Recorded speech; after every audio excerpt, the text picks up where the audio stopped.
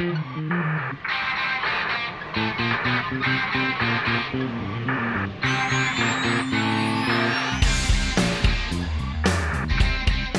back to Love Wrestling. Spencer Love here with someone I very, very much am excited to chat with, an NXT correspondent, the host of Let's Get Serial. Like, you've got so much shit going on, man. I need to cut the intro off early, lest it take the 25 minutes we've really got for the podcast. Alyssa Marino, I am so excited to have you on the show. Thanks for joining me. Thank you for being, like we were talking before, the first interview in the new place. But enough about me. How are you doing? How are things?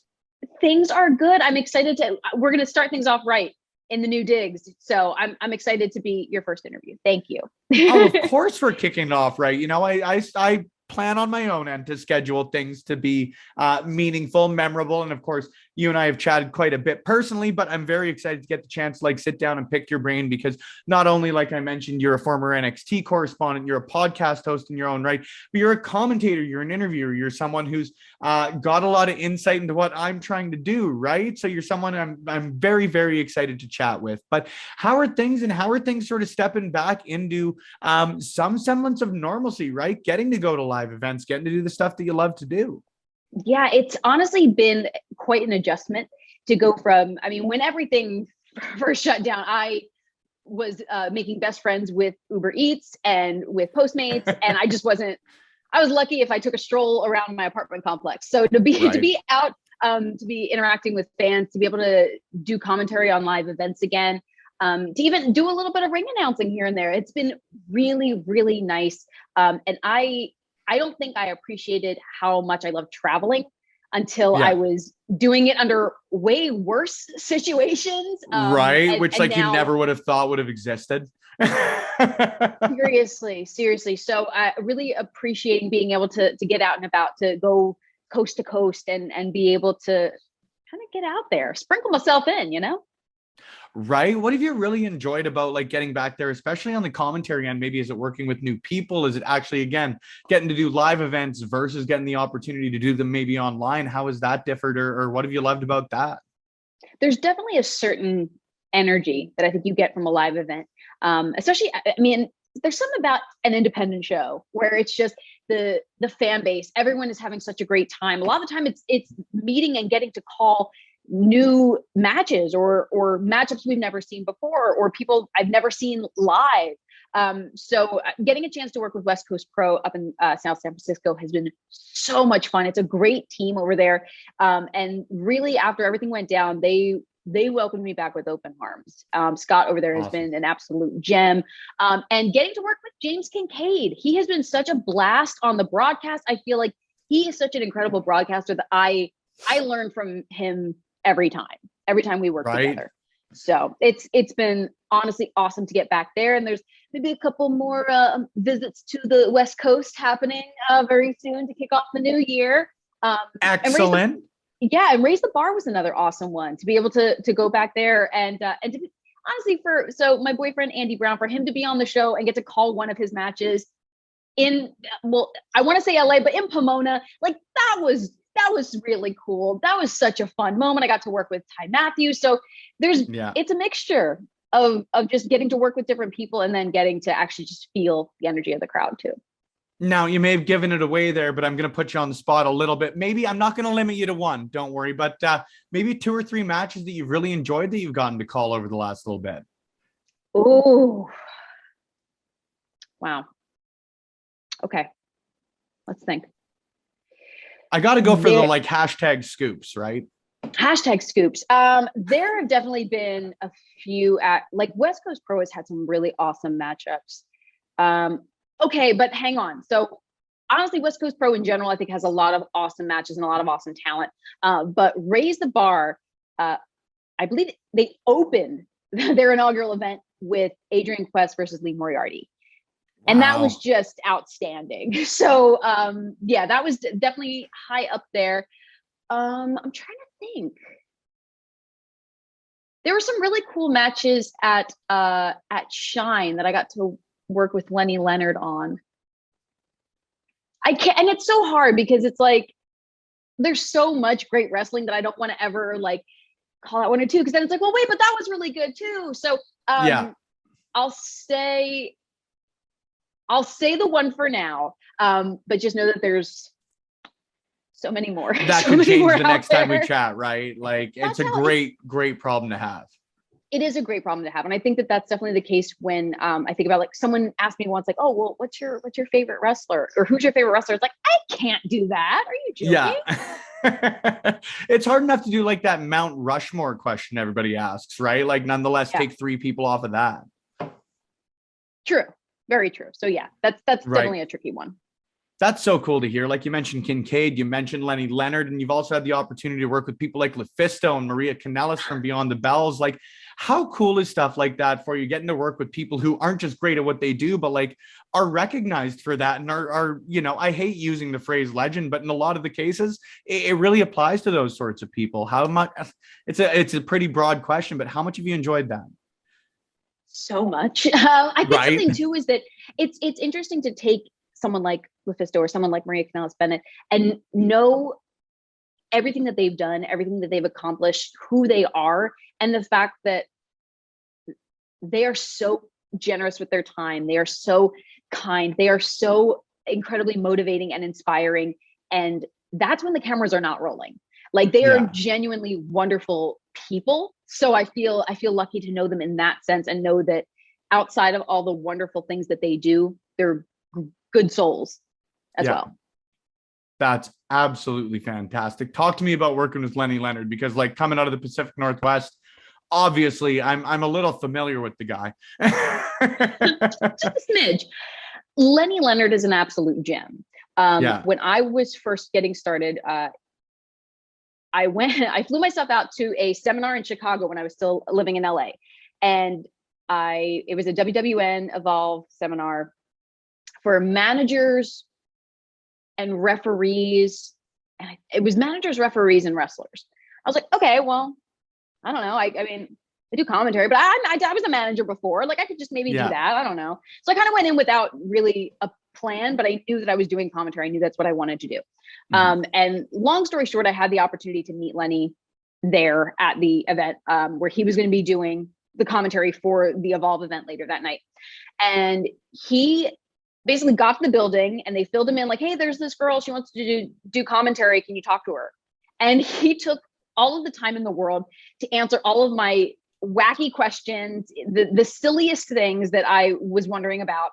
And I think he was one of the first people that took that time to give me those coachings on that level. Because of course I had done the manager class at Santino Brothers. I had great mentors through there, but Lenny was the first one outside of like that safe home base of school that took a chance on me and wanted to share that knowledge with me. So honestly, I actually was going through an old announce folder that I had and found this like big index card where he had written notes or like a critique for me. Cause I called the pre-show match with Trevin Adams and he gave me a little critiques that he wrote down. And I was like looking at his handwriting. I'm like, what's that word? But it was honestly such a nice little like memento to have from someone that's honestly been such a supporter and such an awesome mentor. And he's humble as the day is long. So he'll never agree to it, but he's amazing. That's wonderful to hear. You love hearing about great people who are great at what they do, right? And I think that speaks to a lot of what makes your career great, but I'll save me marking out for you at the end, lest you cut the interview short. What inspired you getting onto the commentary side and the media side, I guess, of professional wrestling? Because most individuals you talk to, they grew up much like yourself, watching professional wrestling and falling in love with the actual wrestling itself, as silly as that might sound. But what inspired sort of the media side of things and the love of that for you? I feel like the media side just kind of happened. And then once it started happening, I realized how fun it was. I was really anxious about commentary. I wasn't a lifer. I kind of started early and then was out of wrestling for a really long time. So I felt like I was coming late to the game, but I knew that I had this kind of thirst for knowledge and I wanted to learn everything. And I was going back and I was watching these matches and I was getting these books and reading about different stories in history. And I wanted to absorb all this knowledge. But I never thought that I would be able to do commentary because I was like, oh, well, I just don't know enough. You know, I kind of like shrugged that off for a long time. But then I I think it was one of those things where I just don't say no to stuff. So if I have an opportunity to do something, I'm gonna say yes. And a company gave me a chance at commentary, and I said yes. Actually, I think the question was, "Oh, do you do commentary?" I said, "Yeah, sure." I didn't. No, I did not. Yeah. But I learned. I learned fast. So I think it was that immersion of just kind of trusting myself and allowing that to happen. And the more that I did it, the more fun I realized I was having. I wanted to be part of telling that story, but I knew that physically telling the story with my body was not in the cards. So to be able to tell it with my voice was great. Like that was my contribution, you know? Well, and that's even how you first got into managing as well, correct? Right? Like the proverbial bring your gear. Exactly. That's the bring your gear. Yes. So Santina Brothers Wrestling Academy used to do, obviously they would do shows out of the dojo. And I showed up for a show, and I was running late. I had come right from work, and so I was all like hustling around, and I was trying to like help out where I could. And I had been working on this manager character of Kathy from Human Resources. And luckily I had come right from work in Human Resources. So I had like my blazer and all on, I had my little booties on, and I was like, doing whatever. You didn't even have to bring your gear. You showed up in it. I showed up in my gear. That's commitment, kids. No, but I get a tap on the shoulder, and it's Brody King. Brody King had been the heavyweight champion at Santino Brothers, and he goes, "Bring your gear." I was like, "Mm-hmm." And sure enough, that was the night that Kathy from Human Resources made her debut. They wanted a thing where she was kind of like the GM of the company. The no high flying. I don't like that. That t-shirt is offensive. Just crappy stuff like that. And that was the first chance. And that was just another one of those, just say yes, be prepared and see what happens. But yeah, I just never forget looking up at Brody King and be like, what? Like your heart is like racing. Still haven't figured out if it's excitement or fear. And even to this point now, it's like, am I scared? What am I feeling? I was just gonna say, because like by no means does he seem like a scary dude in real life, but like you look at that dude and he's a scary dude. Definitely an imposing figure, we'll say. There's a good way to put it. That's a much better way to put it. But say, Olivia, on my end, where'd the name Kathy Campanelli come from? Oh, so I was trying to think of what name sounded like a name of someone that would be from the Midwest and work in human resources. I was like, Kathy. It's got to be Kathy. Kathy from HR. Kathy from HR. The Campanelli didn't come into play until I started doing more like backstage correspondence stuff with Championship Wrestling from Hollywood, and I was something where I'm like, I can't be Kathy from HR here. And so I'm Italian. Surprise. So I was like, well, let me find. I want an Italian last name. Even my work name, I want it to be Italian. And Campanelli translates to the bell ringer. So I was like, oh, well, if I'm ever a timekeeper, like that'll work. So Kathy Campanelli had a nice ring to it, and that was what stuck. I don't even know what the Italian translation from human resources would be like, but I think Campanelli probably works a little better. I would agree. I'm intermediate with Italian, and I couldn't tell you off the top of my head. It would take if you're intermediate, that makes one of us at the very most, to say the least. So obviously you go through your independent career. How did the whole process with NXT start, and how did you find yourself under the NXT banner? So I had actually done extra work with Raw and SmackDown when they had come through LA. I think my name was probably like floating around, if that makes sense. But I submitted material to them. I submitted, my resume and my reel and stuff that I was doing. And I think I had the audition in October, I want to say, of 2019. And then I moved out to Florida in 2020, January. That was so kind of a quick turnaround, but went through the audition process, and then it was a lot of waiting, to the point that I'm like, this isn't gonna happen. Like, it's all right. And then I remember I had been coming back from a show in Las Vegas. So I was literally coming in at the crack of dawn, and I got the call. And I just remember, what? I was like, I'm delirious. That's it. Like, I was just going to say, it's almost like the post-flight delirium, right? Yes. And we had driven from Las Vegas to LA and back.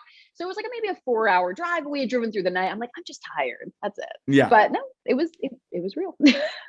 That's very cool. What did they initially want you to do? Was it backstage stuff? Was it because I remember, and I'm going to ask you to tell the story as well again on like you approaching Tommaso Ciampa to do commentary matches and all of that. But evidently, if you're doing that, that wasn't what they'd initially approached you to do, right? So was it backstage interviewing, or what did they want to bring you in for?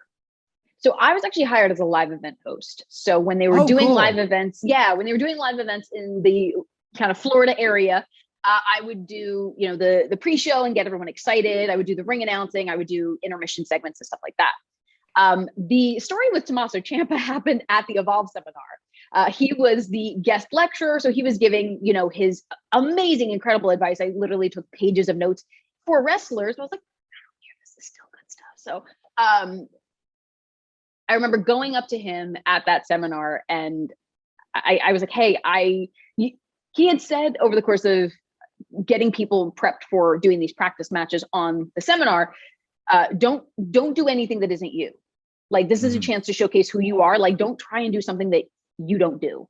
Just don't, like, do what's in your kind of wheelhouse that you're good at.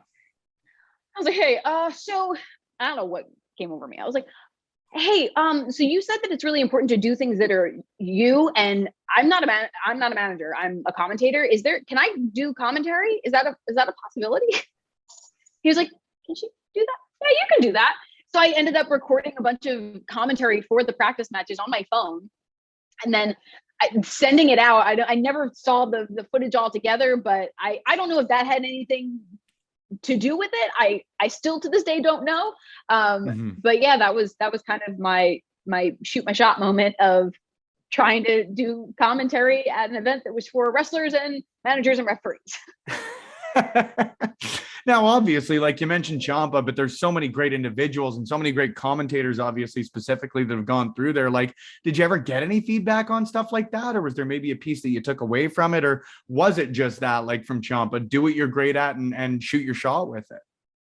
So I never actually got to do any commentary at NXT, which I still am bummed about, because it would have been cool just to even just to say I did it, But I was putting so much focus on, I wanted to be great at what I was hired for. And kind of the backstage interviewing was like a little added bonus, because that's something I really enjoy as well. So honestly, Alicia Taylor was an awesome mentor there. Just a very kind soul. One of the hardest working individuals ever. She literally has her hands in everything. She is amazing. But she gave me a lot of great feedback just about kind of balancing the role and helping me to be the best that I could be at it.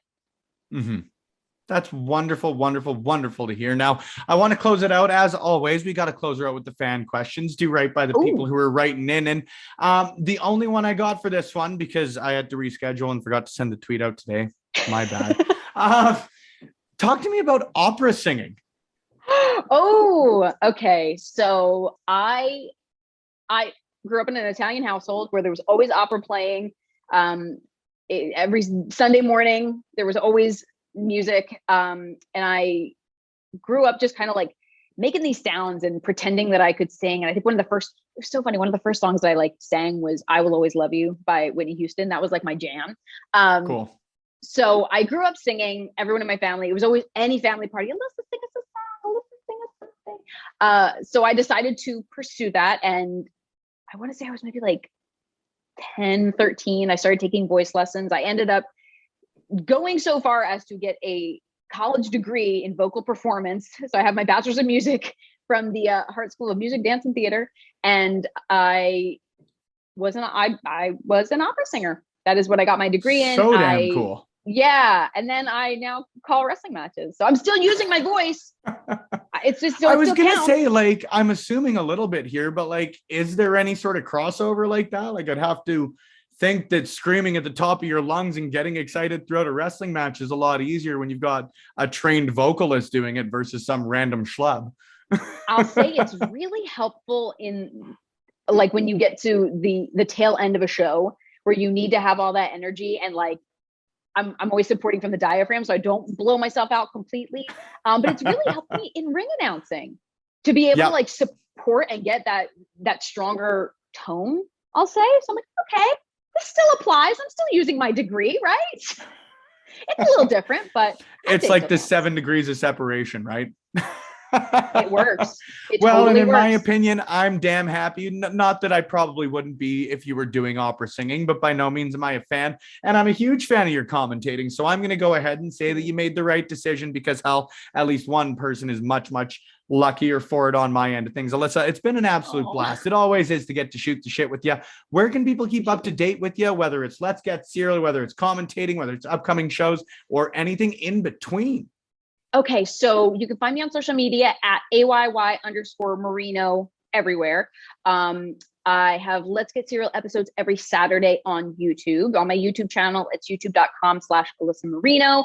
I have a Patreon that you can find under Let's Get Serial. And as far as upcoming shows, I am manifesting, because we've manifested this a couple times now. I am manifesting a 3-person booth with myself, Sam Laterna, and Veda Scott. We're still manifesting. We are making it happen. We are making it happen. I don't care who I have to tweet to make it happen. And I don't care who blocks me at this point if I tweet them too often to make it happen. Because again, much like I had the pleasure of this, hopefully we all get the pleasure as wrestling fans to get the opportunity to hear that 3 individual booth, because damn it, I would be excited for it just as I'd be excited to chat with you again. Thank you so much, friend. It is always, always, always appreciated. Oh, thank you. Looking forward to seeing you again soon. Time. Of course, friends, if you want to keep up to date with the latest and greatest, not just in pro wrestling, but in people in pro wrestling, give us a follow at Love Wrestling CA, wherever audio is played or videos are viewed. For Alyssa Marino, I've been Spencer Love. Thanks for tuning in, friends. We'll see you on the next one.